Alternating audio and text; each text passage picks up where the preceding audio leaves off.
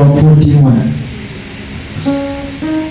It says, a man that is born of a woman is of few days, and in those days he has many troubles. If you remember the story of Job, Job was a gentleman.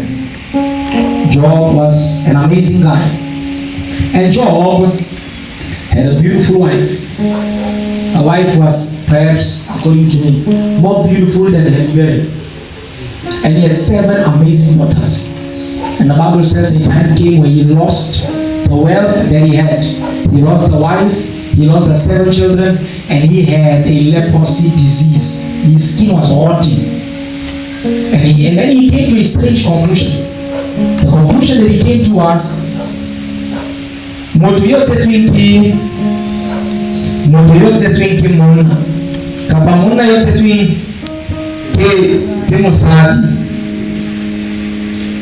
Muna yote twingi moto. Mwana wa musadi ke wamalati asikai akautwe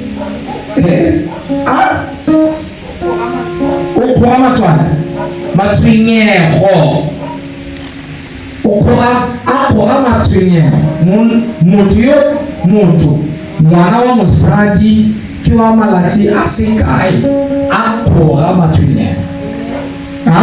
So a man who's what?